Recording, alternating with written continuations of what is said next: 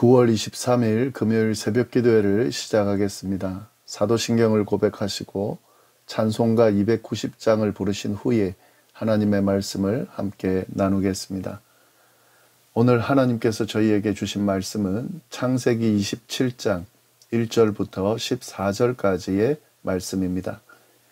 이삭이 나이가 많아 눈이 어두워 잘 보지 못하더니 맏아들 에서를 불러 이르되 내 아들아 하매 그가 이르되 내가 여기 있나이다 하니 이삭이 이르되 내가 이제 늙어 어느 날 죽을는지 알지 못하니 그런즉 내 기구 곧 화살통과 활을 가지고 들에 가서 나를 위하여 사냥하여 내가 즐기는 별미를 만들어 내게로 가져와서 먹게 하여 내가 죽기 전에 내 마음껏 내게 축복하게 하라. 이삭이 그의 아들 에서에게 말할 때에 리브가가 들었더니 에서가 사냥하여 오려고 들로 나가매 리브가가 그의 아들 야곱에게 말하여 이르되 내 아버지가 내 형 에서에게 말씀하시는 것을 내가 들으니 이르시기를 나를 위하여 사냥하여 가져다가 별미를 만들어 내가 먹게 하여 죽기 전에 여호와 앞에서 내게 축복하게 하라 하셨으니 그런즉 내 아들아 내 말을 따라 내가 내게 명하는 대로 염소 떼에 가서 거기서 좋은 염소 새끼 2마리를 내게로 가져오면 내가 그것으로 내 아버지를 위하여 그가 즐기시는 별미를 만들리니 내가 그것을 내 아버지께 가져다 드려서 그가 죽기 전에 내게 축복하기 위하여 잡수시게 하라. 야곱이 그 어머니 리브가에게 이르되 내 형 에서는 털이 많은 사람이요 나는 매끈매끈한 사람인즉 아버지께서 나를 만지실진데 내가 아버지의 눈에 속이는 자로 보일지라 복은 고사하고 저주를 받을까 하나이다. 어머니가 그에게 이르되 내 아들아 너의 저주는 내게로 돌리리니 내 말만 따르고 가서 가져오라. 그가 가서 끌어다가 어머니에게로 가져왔더니 그의 어머니가 그의 아버지 즐기는 별미를 만들었더라. 아멘. 창세기 27장 말씀인데요. 창세기 27장은 이삭의 아들 에서와 야곱이 장자권을 두고 갈등하는 내용을 담고 있습니다. 그중 오늘 본문은 어떻게 장자권이 에서가 아닌 야곱에게로 넘어가기 시작했는지를 설명하는 그런 부분입니다. 그 내용을 좀 자세히 살펴보도록 하겠습니다. 오늘 본문에는 이삭과 그의 아내 리브가 그리고 그의 둘째 아들 야곱이 등장을 합니다. 본문에 등장하는 이 세 인물은 지극히 인간적이고 세속적인 생각으로 판단하고 행동하는 모습을 보이는데요. 그들이 무엇을 잘못하고 있는지를 중심으로 오늘 본문 내용을 보도록 하겠습니다. 먼저 이삭을 보겠습니다. 1절 말씀입니다. 이삭이 나이가 많아 눈이 어두워 잘 보지 못하더니 맏아들 에서를 불러 이르되 내 아들아 하매 그가 이르되 내가 여기 있나이다 하니 이삭이 나이가 많아 어두워 눈이 어두워 잘 보지 못했다라고 되어 있습니다. 그런 상태에서 맏아들 에서를 불렀다라고 되어 있습니다. 그리고 에서를 부르고 에서에게 지금 유언의 말을 남기는데요. 2절부터 4절까지의 말씀이 그 내용입니다. 2절 이삭이 이르되 내가 이제 늙어 어느 날 죽을는지 알지 못하니 그런즉 내 기구 곧 화살통과 활을 가지고 들에 가서 나를 위하여 사냥하여 내가 즐기는 별미를 만들어 내게로 가져와서 먹게 하여 내가 죽기 전에 내 마음껏 내게 축복하게 하라. 자신이 언제 죽을지 모르니까 자신을 위하여 사냥을 해서 맛있는 음식을 만들어 달라는 것입니다. 그러면 자신이 죽기 전에 마음껏 에서에게 축복하겠다라고 지금 이야기하고 있습니다. 이 이삭의 이야기를 보면 큰 문제가 없어 보이죠. 이삭이 눈이 어두워 잘 보지 못할 정도로 늙었고 곧 죽을 상황이 되었으니까 큰아들을 불러서 축복하면서 자신의 장자권을 넘겨주겠다라고 말하는 것은 당시 일반적으로 행하는 모습을 따르는 그런 평범한 것으로 보입니다. 그런데 사실은 이 앞뒤를 우리가 잘 알고 보면, 상황을 알고 보면 그렇지가 않습니다. 지금 이삭은 에서만 불러서 그 이야기를 하고 있죠. 야곱을 부르지도 않았고 아내 리브가도 부르지 않았습니다. 공개적으로 이 이야기를 하고 있는 것이 아니라 비밀스럽게 에서만 불러서 이야기하고 있습니다. 아들을 축복하여 장자권을 넘겨주는 그런 중요한 일을 하는데 공개적으로 하지 않고 지금 비밀스럽게 하고 있다. 이것은 일반적인 모습은 아닙니다. 그리고 이삭은 장자권을 주는 조건으로 맛있는 음식을 요구를 합니다. 물론 맛있는 음식을 주면 축복하겠다 이런 말은 아니지만 이삭의 이야기를 잘 보면 자신을 위해 음식을 준비하는 것이 굉장히 중요하다는 듯이 거기에 집중되어서 지금 이야기를 하고 있습니다. 뭔가 잘못된 부분이죠. 또 한 가지 우리가 또 알아야 될 것은요. 이삭은 지금 죽을 정도의 상황은 아니었습니다. 이삭이 지금 이야기하는 걸로만 보면 자신이 이미 늙어 언제 죽을지 모르는 상황인 듯이 말을 하는데 사실 그렇지가 않습니다. 이삭은 야곱이 도망쳐서 외삼촌 라반의 집에서 지내고 20년을 보내고 돌아왔을 때도 살아 있었어요. 그리고 야곱의 아내 며느리죠. 라헬이 이 이삭보다 먼저 죽었습니다. 그 정도로 이삭은 오래 살았습니다. 180세에 세상을 떠났기 때문에 굉장히 오래 살았죠. 그런데 지금 마치 자기가 죽을 것처럼 유언을 남기고 있다는 거죠. 뭐가 맞지가 않죠. 그리고 여기서 크게 잘못된 것은요. 이삭은 하나님의 뜻을 지금 전혀 고려하지 않고 있다는 거죠. 분명히 하나님께서 두 아들 중에 큰 자가 작은 자를 섬길 것이라고 이삭에게 이미 말씀해 주셨습니다. 다시 말해서 큰 아들인 에서가 동생 야곱을 섬길 것이라는 것을 알려줬다는 거죠. 이삭은 이 부분을 지금 잊어버리고 있는 것으로 보입니다. 이에 대해서 전혀 고려하지 않고 그저 에서에게 자신의 장자권을 지금 넘기려고 하고 있다 하는 거죠. 또한 이 에서는 장자권을 받을 자격을 지금 가지고 있지 못합니다. 바로 직전에 앞구절에 나오죠. 에서가 이방 여인을 아내로 맞아서 부모의 근심이 되었다라고 기록되어 있습니다. 에서는 하나님의 뜻에 대해서 관심도 없고 이후에 보면은 장자권에 대한 관심도 없습니다. 그걸 소중하게 생각하지 않는 사람이었습니다. 이런 에서에게 장자권을 넘겨준다고 하는 것은 이건 굉장히 큰 문제가 되는 거죠. 지금 이 장자권은 단순한 장자권이 아니죠. 아브라함을 통해서 전달받은 하나님의 축복과 약속을 넘겨주는 겁니다. 그런데 조건이 전혀 자격이 맞지 않은 에서에게 넘겨줬다. 그것은 하나님의 약속, 하나님의 축복이 끊길 수도 있는 그런 상황인 거죠. 그런데 그에게 지금 장자권을 비밀스럽게 넘겨주려고 하고 있다는 거죠.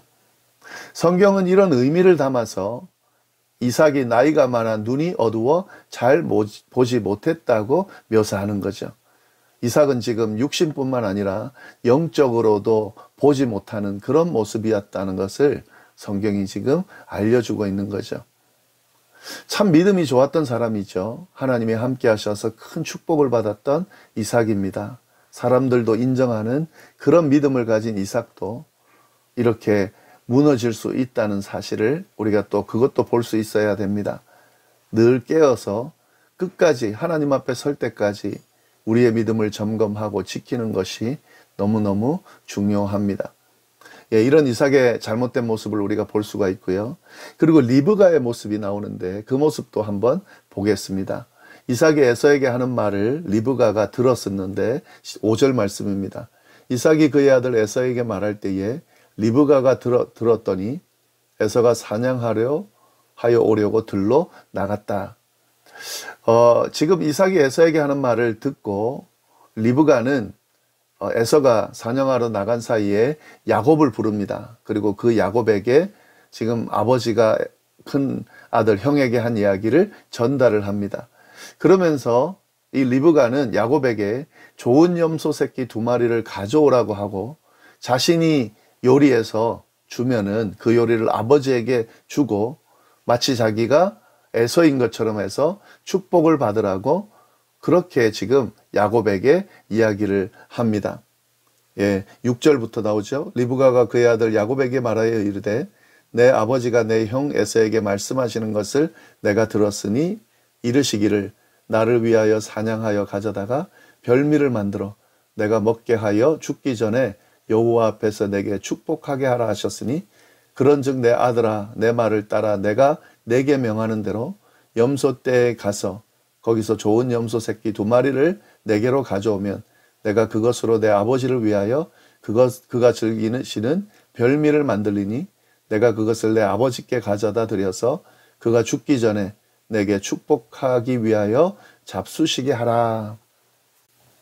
리브가는 에서가 아닌 야곱에게 축복이 가도록 지금 계획하고 그 계획을 야곱에게 이야기해주고 있습니다.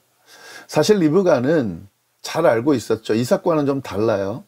에서가 장자권을 받을 만한 모습이 아니라는 것과 하나님께서 야곱을 선택하셨다는 것을 기억하고 있었습니다. 그래서 이삭이 지금 하려고 하는 행동을 고치려고 하는 거죠. 제대로 맞추려고 하는 거죠. 예, 하나님의 뜻에 맞게 야곱에게 그 장자권이 이어질 수 있도록 지금 계획을 하고 그것을 실행하려고 하고 있는 거죠. 이 부분은 이삭과 다릅니다. 그런데 이 리브가의 모습을 잘 봐야 됩니다. 그의 의도가 맞았다 하더라도 그가 진행하려는 계획이 옳으냐 하는 거죠. 그렇지 않습니다. 지금 이삭을 속이는 계획을 짜고 있죠. 그리고 억지스럽게 속여서 얻으려고 야곱에게 뭔가를 주려고 하고 있는 거죠. 아무리 옳은 일을 한다 할지라도 방법이 틀리면 그것은 옳은 것이 아닙니다. 결과가 방법을 정당화해 주지 않는다는 사실을 우리가 잘 주목해서 봐야 합니다. 만약 리브가가 그런 계획을 세우지 않았다라고 했을 때 그럼 하나님의 뜻이 끝날까요? 그렇지 않죠. 하나님은 당신의 뜻대로 야곱이 믿음의 약속을 이어받을 수 있도록 하셨을 겁니다. 그런데 리브가는 그것을 생각하고 보고 믿지 못하고 자신의 생각대로 지금 행하고 있는 거죠. 이런 결과로 자신의 의도대로 야곱이 장자권을 물려받았는지는 모르지만 그 결과 모든 것이 꼬이게 됩니다. 야곱과 에서는 원수가 되고요. 그리고 자신이 사랑하는 아들 야곱을 리브가는 더 이상 보지 못하게 돼요. 네, 우리는 이 말씀을 보면서 잘 깨달아야 됩니다. 아무리 옳은 일이라 할지라도 인간적인 생각이나 방법으로 죄를 범하는 것은 잘못된 것입니다. 하나님의 일은 인간의 계획이나 의지 또한 불법으로 진행되는 것이 아닙니다. 그런 모습은 어떤 것으로도 정당화되지 않습니다. 그리고 그런 행동들은 나중에 꼭 대가를 치르게 되어 있습니다. 만약에 하나님의 계획대로 잘 진행되었다라고 하면 이런 일은 없었겠죠. 그리고 하나님은 그 뜻을, 당신의 뜻을 잘 이행했을 겁니다. 그런데 그렇지 못한 결과가 이 리브가의 모습 때문에 나타나게 됐다는 거죠. 예, 이런 부분을 또 봐야 하고요. 그리고 마지막으로 야곱의 모습인데요. 어머니의 제안을 들은 야곱은 단호하게 거절하지 못하고 머뭇거리게 됩니다. 11절 12절 말씀이죠. 야곱이 그 어머니 리브가에게 이르되 내 형 에서는 털이 많은 사람이요 나는 매끈매끈한 사람인즉 아버지께서 나를 만지실진대 내가 아버지의 눈에 속이는 자로 보일지라 복은 고사하고 저주를 받을까 하나이다. 지금 이 야곱이 어머니의 이야기를 듣고 사실 이건 잘못된 행동이기 때문에 그럴 수 없습니다라고 거절해야 되는데 지금 야곱은 이 일을 하면 안 되는 이유를 들고 있습니다. 그런데 그 이유가 걱정되고 불안한 요소만 이야기를 합니다. 최종적으로 혹 들켰을 때에 저주를 받을 것을 걱정하고 있다는 거죠. 근데 이 내용을 보면 안 걸리면 상관없다는 마음이 그 속에 있다는 것을 우리가 볼 수가 있습니다. 어머니의 제안이 혹한 거죠. 그리고 만약에 안 걸리면 참 좋겠다라는 생각을 하는 거죠. 그러나 걸릴 수 있는 상황들이 있기 때문에 그걸 불안해하면서 머뭇거리고 있는 거죠.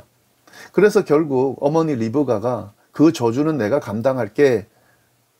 야곱이 불안해하는 요소를 제거해 줬습니다. 그러자 어떻게 했습니까? 그것이 틀린 계획임에도 불구하고 잘못된 계획임에도 불구하고 그 어머니의 제안을 따르게 됩니다. 불법인 줄 알면서도 행하는 야곱의 모습도 잘못됐습니다. 그래서 어떤 결과가 나타났습니까? 야곱은 그 이후의 삶이 고난과 고통으로 가득 찬 삶을 살게 됩니다. 물론 하나님의 보호하심과 인도하심 아래 살았지만은요, 그의 삶은 고난과 고통의 연속이었습니다. 예, 자신의 잘못된 선택으로 나타난 그런 결과인 거죠. 네, 오늘 말씀을 보면서 우리가 어떤 모습으로 살아야 하는지 좀 잘 깨달아야 되겠습니다. 우리는 이삭의 모습, 리브가의 모습, 야곱의 모습을 혹 가지고 있지는 않은지, 여러분 이들의 잘못된 모습을 우리가 그대로 행하고 있다면 그것은 분명히 좋지 않은 결과로 나타나게 될 겁니다. 어쩌면 그런 삶을 살아옴으로 말미암아 그런 결과를 맞이하고 있을 수도 있습니다. 오늘 이 말씀 앞에 서서 잘 자신을 돌아보고 빨리 돌이키고 제대로 하나님의 뜻에 합당한 그런 삶을 살아가는 우리 모두가 될 수 있기를 바랍니다. 기도하겠습니다. 하나님 아버지 감사합니다. 귀한 말씀으로 오늘 하루를 시작하게 하시니 감사합니다. 말씀을 통해 주시는 깨달음들을 우리가 잘 새기고 그 말씀에 따라 살아가는 우리의 삶이 되도록 인도하여 주옵소서. 오늘 하루도 주님의 은혜 가운데 인도하심과 보호하심을 느끼며 복되게 살아가는 하루가 되기를 간절히 바라며 이 모든 말씀을 살아계신 예수님의 이름으로 기도드립니다. 아멘.